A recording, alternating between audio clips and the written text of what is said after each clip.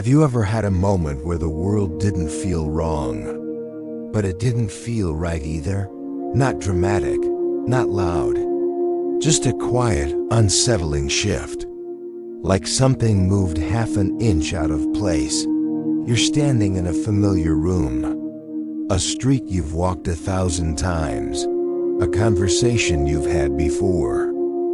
And suddenly, it feels like you've been here before. Not in memory, not in imagination, but in that strange, uncomfortable way where your body knows something your mind can't explain. That moment has a name: déjà vu. Most people brush it off, a glitch, a trick of the brain. Something small, forgettable. But what if that moment isn't random? What if it's not a malfunction at all, but a signal? What if déjà vu is not your mind misfiring, but your awareness brushing against something it isn't supposed to notice? This is where our journey begins, not with answers, but with a fracture, because every awakening begins the same way, with something that no longer fits. Déjà vu is often described as having seen this before, but that definition barely scratches the surface. It's not memory, it's recognition without origin. You're not recalling a past moment, you're feeling one without knowing where it came from. And that's what unsettles us. Because the brain is supposed to follow rules. Time moves forward. Memories come from the past. Yet in that moment, the order collapses. Neuroscience tells us it might be a timing error, a delay between perception and memory encoding. The brain mislabels the present as the past, a glitch in the system. But that explanation, while comforting, doesn't explain the feeling. It doesn't explain why déjà vu often comes with a sense of meaning. A quiet gravity, a sense that something important just brushed past you.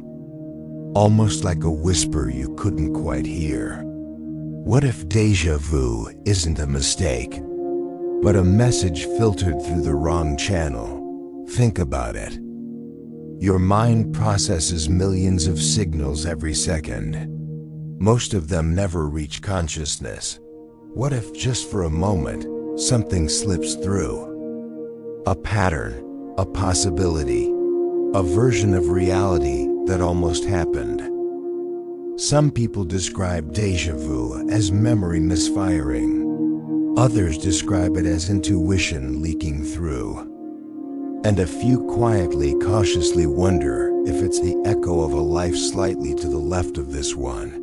Not a past life, not a prophecy, just a different path, brushing close enough to be felt. There's something else people rarely talk about. During déjà vu, time behaves strangely. Everything keeps moving. But you don't. Your body freezes. Your breath shortens. Your attention sharpens. It's as if the world briefly waits for you to notice something. And then, it's gone. You return to the moment. The conversation continues. The world keeps spinning. But something in you doesn't fully come back. That's because déjà vu isn't about memory. It's about awareness.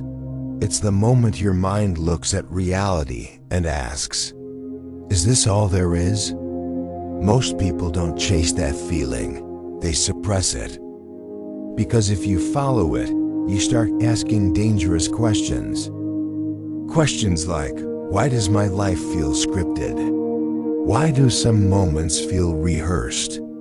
Why do I feel like I'm playing a role I didn't consciously choose? And that's when the discomfort begins. Because once you question the script, you start to see the stage. This is where the hidden compass stirs, not to give answers, but to point out that you've been walking in one direction for a very long time, and maybe you never chose it. Déjà vu is not the destination, it's the knock on the door. The first hairline crack in a reality that once felt solid. Most people ignore it. Some get scared. A few, very few pause long enough to ask, what if this feeling is trying to tell me something about myself? That question changes everything. Because once you ask it, you can't unask it. And from that moment on, the compass begins to turn. When familiar becomes unfamiliar, there's a moment that feels even stranger than déjà vu. A moment where the world doesn't feel repeated, but unrecognizable. You're looking at something you know well, a word, a face, a place you've been 1,000 times. And suddenly, it feels foreign, not scary, just distant. As if your mind took one step back and forgot how to attach meaning. This is called jamais vu. The opposite of déjà vu, not I've seen this before, but why does this feel like I've never seen it at all? And when it happens, something quiet breaks inside you. Because familiarity is one of the pillars of reality. When it collapses, even for a second, you start to realize how thin the illusion really is. The moment meaning falls apart. Jamais vu often arrives without warning. You're writing a word you've written your whole life. Suddenly it looks wrong. Too many letters. Too strange to be real. You stare at it longer. The meaning drains away. Your mind knows it should make sense, but it doesn't. And for a brief moment, you're standing outside language itself. This isn't confusion, it's dislocation. Your brain hasn't failed, it has paused. And in that pause, something unsettling appears. Meaning is not inherent, it's assigned. And if it can disappear, it was never solid to begin with. When the world loses its texture, some people describe a deeper version of this experience. They say the world looks flat, like a movie set, like they're watching life through glass. Sounds become distant, colors lose their weight, emotions arrive late, or not at all. This is often called derealization. Not madness, not psychosis, but a protective response of the mind. When reality becomes overwhelming, the mind steps back. It dims the lights, turns down the volume, pulls you slightly away from the center of experience, not to punish you, but to keep you functioning. And yet, once you notice it, you can't unsee it. The observer steps forward. Here's the unsettling part. When derealization happens, something else wakes up, the observer. The part of you that watches the world instead of being inside it. You begin to notice your thoughts. Instead of being your thoughts, you hear your own voice speaking in your head and realize, I'm listening to myself. This is where many people get scared. Because if there is an observer, then who is the one being observed? And if you can step outside your thoughts, were they ever really you? The birth of the inner distance. This is often where people say, I don't feel like myself anymore. But what they're really experiencing is distance from the identity they've been wearing. An identity built from expectations, habits, survival patterns, borrowed beliefs. When that structure loosens, even slightly, it feels like losing the ground beneath your feet. But something else is happening too. A quiet space is opening. a space between stimulus and reaction, between thought and belief, between who you were told to be and who you might actually be. Most people rush to close that space. They distract themselves, they numb it, they label it anxiety and push it away. Because staying there requires courage, the illusion of stability. We grow up believing the world is solid, predictable, stable. But stability is a story we tell ourselves to feel safe. In truth, your sense of normal is just repetition. Same routes, same conversations, same emotional responses. Break the pattern and the illusion cracks. That's why these moments feel disturbing. They show you something you were never meant to notice, that reality isn't fixed. It's negotiated. And your mind is part of the negotiation. A subtle invitation, jamais vu, derealization. That strange sense of watching yourself live. They're not errors. They're invitations to step back and ask, if I can observe my life, who's the one observing? That question doesn't demand an answer. It demands stillness. Because the moment you try to explain it, you fall back into the mind again. And yet, once you've felt this distance, you can't return to unconscious living. Something has shifted. The compass has moved. And it's pointing somewhere unfamiliar. Where this path leads, this is where many people stop. They label the experience. They seek comfort. They return to routine. But some keep going. They follow the quiet pull beneath the noise. They begin to sense that the self they've been protecting might not be the one that needs saving. And that's when the real question appears. Not what is happening to me, but who am I when I'm not trying to be anyone at all? That question opens the next door, and behind it, the illusion of identity begins to soften. There comes a moment, not loud, not dramatic, when you realize the person you've been performing no longer feels like you. You still wake up, still go to work, still answer when people call your name, but something is missing. Or maybe something extra is gone. A tension you didn't know you were carrying your whole life. This is not a breakdown, it's a loosening. A quiet unraveling of the story you once used to survive. From the moment you were born, the world began shaping you. Not cruelly, not intentionally, but persistently. You were rewarded for certain behaviors, corrected for others, loved conditionally.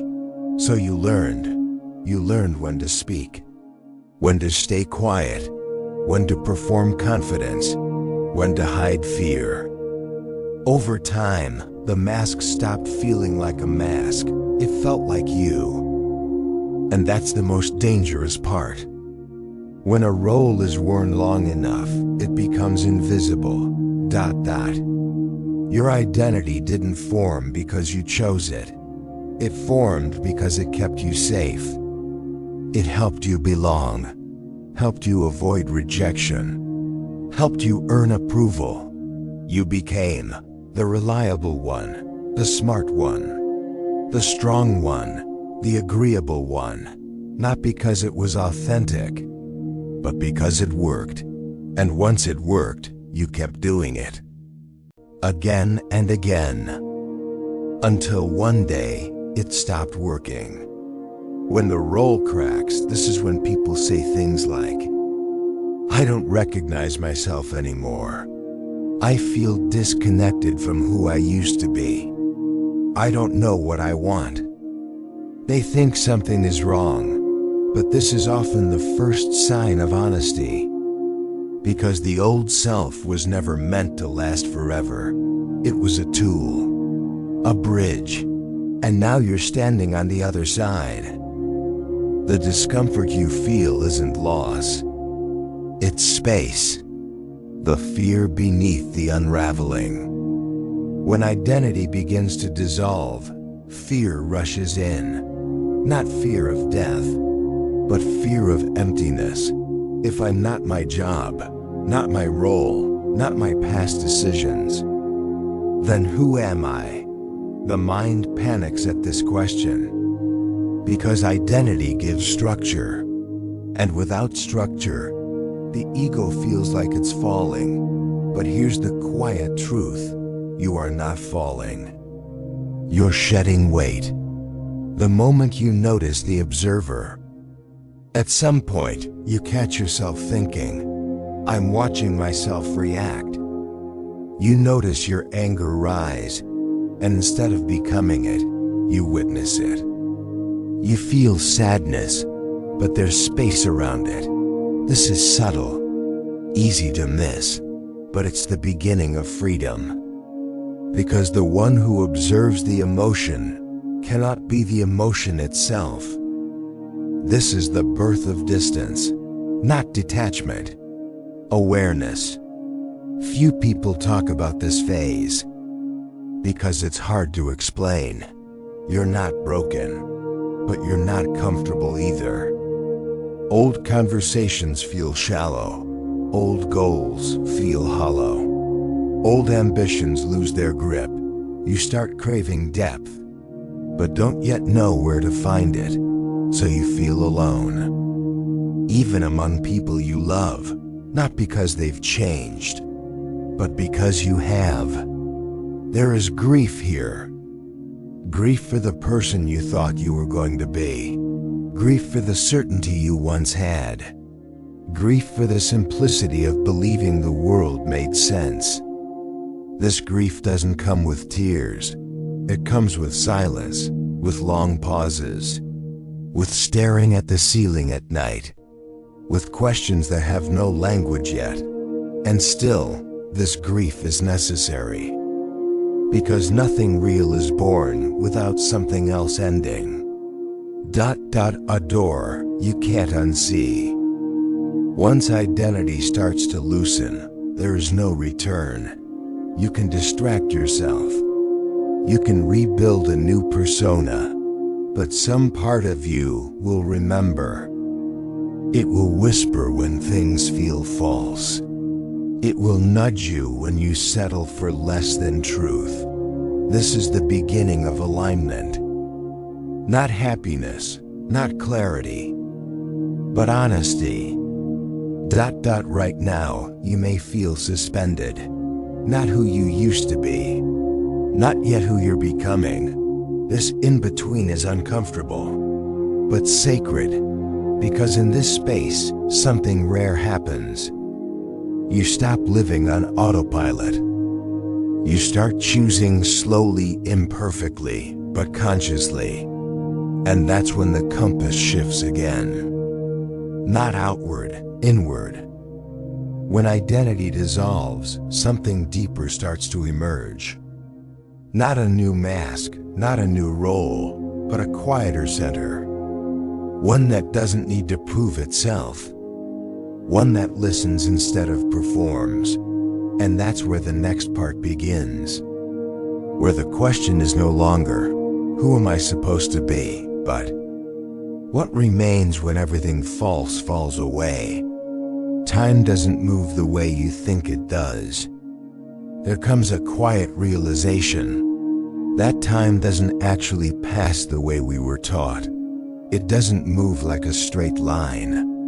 It doesn't flow evenly, second by second. Sometimes an entire year disappears in a blink. Other times, a single moment stretches so long it feels endless, and you begin to notice something unsettling. Time doesn't change, we do. The clock keeps ticking, yes, but your experience of time is shaped by attention, memory, and meaning. When nothing feels important, time evaporates. When something touches your soul, time slows or stops. Memory is not a recording. We like to believe memory is a record, a clean archive of what happened. But memory is not storage, it's reconstruction. Every time you remember something, you rebuild it. You color it with who you are now. That means the past is not fixed. It's alive, shifting, rewritten each time you touch it. This is why two people can live the same moment and remember it completely differently. And this is why the self you think you were never truly existed the way you remember. The illusion of continuity. Your mind tells you a story. I was this person, then this happened, now I am this. It feels continuous, logical, linear. But that's an illusion stitched together by memory. In truth, your life is a series of fragments, moments of awareness loosely threaded together. You are not a single, unbroken self. You are a collection of moments that remember each other. And sometimes, those moments fail to connect. That's when things start to feel unreal, why time feels faster as you age. When you were a child, everything was new. Every experience demanded attention. Every day created new memories. But as you grow older, patterns repeat. Your brain stops recording in detail. Not because time is faster, but because less of it feels new. Novelty slows time. Routine compresses it. This is why years seem to vanish as we age. Not because life is shorter, but because we're less present. When the past and future collapse, there are moments, rare, quiet moments, when the boundary between past and future dissolves. You're not remembering. You're not anticipating. You're just here, fully. This is often mistaken for peace. But it's something deeper. It's the collapse of psychological time. And when that happens, the self loosens its grip. Because the self depends on time to exist. Without past or future, who are you? This is why deep meditation, crisis, awe, or loss can all create the same strange clarity. They pull you out of narrative time, the fear beneath timelessness. For many people, this feels terrifying. If there is no story, no timeline, no future self to protect, then what anchors you? This is why the mind rushes back to plans, goals, memories. Time gives identity shape. Without it, the ego feels exposed. But beyond that fear is something else. Stillness. The space between moments. In that stillness, something remarkable appears. Not thought, not memory, not anticipation. Just awareness, quiet, open, unmoving. You don't do anything here. You simply notice, and in noticing, something loosens. You begin to sense that your existence is not inside time. Time is inside your experience. This isn't philosophy. It's something you've touched before. In grief, in awe, in love, in silence. Moments when the world paused, and you were fully there. Why this changes everything. Once you glimpse this, even briefly, the old rhythm of life feels strange. Deadlines feel thinner. Urgency feels performative. So much effort seems unnecessary. Not because nothing matters, but because you see what truly does. Time stops being a tyrant. It becomes a tool, a canvas. Something you move through. not something that moves you. The quiet shift. Most people don't talk about this shift. It doesn't come with fireworks. It comes with softness, with fewer words, with longer pauses, with a deeper listening. And slowly you realize you're no longer chasing meaning. You're allowing it to emerge. This is where the old identity loosens further, and where something deeper prepares to take its place. What comes after time, when you stop living inside the clock? You begin to sense something timeless within you. Not eternal in a grand way, but steady, present, unmoved by the noise of becoming. This is not enlightenment, it's alignment. And it leads us to the final threshold, where the question is no longer about time, but about truth. When the old maps stop working, there comes a point where nothing external can guide you anymore. Advice feels hollow. Goals feel borrowed. Even success feels strangely empty. You've done what you were told.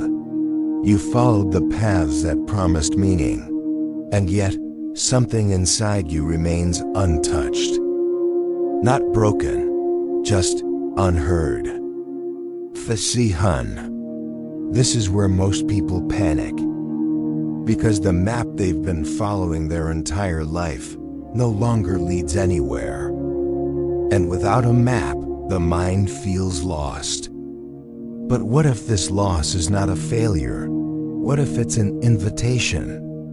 The illusion of direction. From the moment we're young, we're taught to look outward for direction. Parents, teachers, culture, success stories. We're told what progress looks like, what making it means, what kind of life is worth living.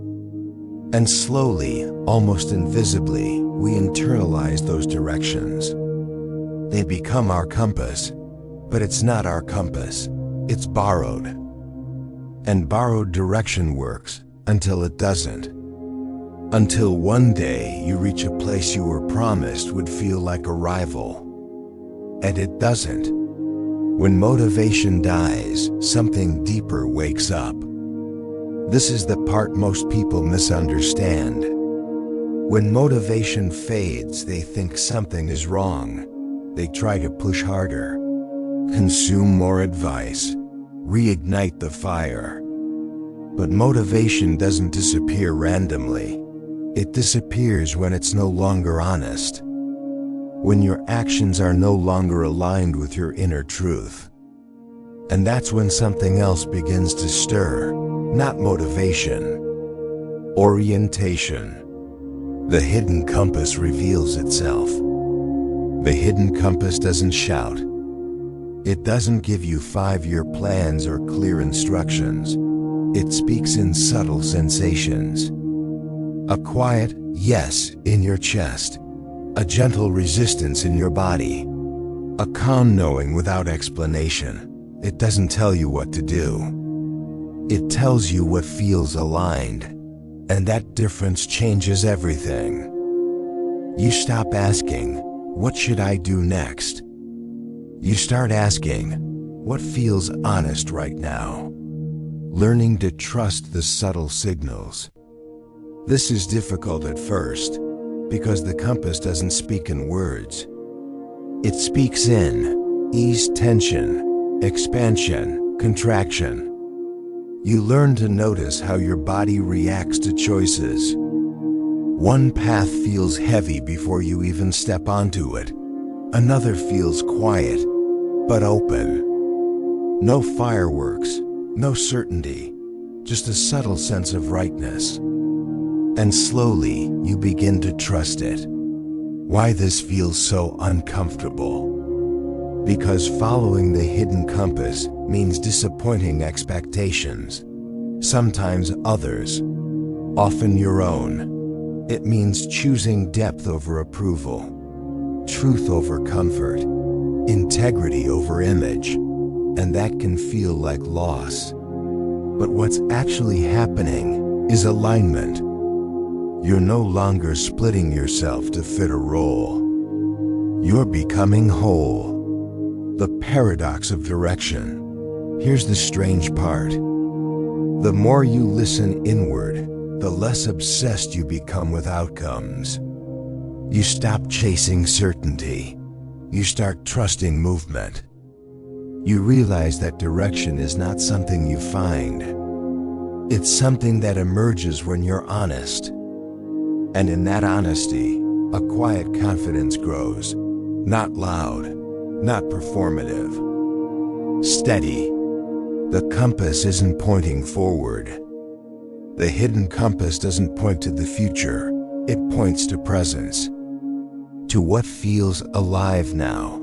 To what resonates instead of impresses. When you follow it, life doesn't become easier, but it becomes truer. And truth has a gravity of its own, a subtle return to yourself. This is the moment many people describe as coming home, not to a place, not to an identity, but to a feeling of inner alignment, where your thoughts, actions, and values stop pulling in opposite directions, where you no longer need to perform your life, you simply live it. And from here, something new begins to form, not a plan, not a goal, but a way of being. What remains when you stop searching? When the searching quiets, something remains. Presence, clarity, a grounded sense of self that doesn't need to announce itself. This is not the end of the journey. It's the moment you realize you were never lost. You were listening for the wrong signal. When the search finally softens, there comes a moment, quiet, almost unremarkable, when the searching stops. Not because you found all the answers, but because the need to search dissolves. You wake up one day and realize you're no longer chasing meaning, you're living inside it. Nothing dramatic changes on the outside. Your life might look the same, but internally, something has settled. A tension you carried for years quietly releases its grip. The shift no one talks about. This phase doesn't come with fireworks. There's no revelation, no spiritual high. Just a subtle grounding. You begin to move slower, speak less, listen more. You stop narrating your life in your head. And in that silence, something unexpected happens. You start inhabiting your life instead of observing it, living without the constant question. Before, there was always a question running underneath everything. Am I doing the right thing? Is this who I am supposed to be? What's next? Now the question fades, not because you've answered it, but because it no longer needs to be asked. You trust the moment to reveal itself. You trust yourself to respond. And that trust changes how you move through the world. The quiet confidence of alignment. This is not confidence born from achievement. It's not loud. It doesn't seek validation. It's the confidence of coherence, of no longer being at war with yourself. Your actions start to feel congruent with your values. Your words carry less effort. Your decisions come with less internal resistance. You stop performing your life and start inhabiting it. The world still moves, you just move differently. Life doesn't suddenly become easier. Challenges still arise. Loss still happens. Uncertainty still visits. But your relationship with them changes. You don't panic as quickly. You don't collapse into stories. You meet life where it is, not where you wish it were. And in that meeting, you discover resilience you didn't know you had. The compass in everyday moments. The hidden compass doesn't only guide big decisions, it speaks in small, quiet ways. When you choose rest without guilt, when you speak the truth gently but firmly, when you walk away from what drains you, when you say yes to what feels alive, these moments don't look heroic, but they reshape your life. One honest choice at a time. What it means to be awake. Being awake doesn't mean constant awareness. It means honesty. It means noticing when you're disconnected and having the compassion to return. You will still get lost. You will still forget. But now you know the feeling of alignment, and once you've tasted it, you can always find your way back. The end that isn't an ending. This is not a destination. It's a way of walking. A way of listening to the quiet intelligence beneath thought. A way of living without needing to explain yourself to the world. The compass doesn't point outward anymore. It points inward, and it's always been there, waiting for you to notice. A final pause. If you're listening to this right now, take a breath, not to analyze, not to understand, just to feel where you are, because this moment, this simple awareness, is the place you've been searching for.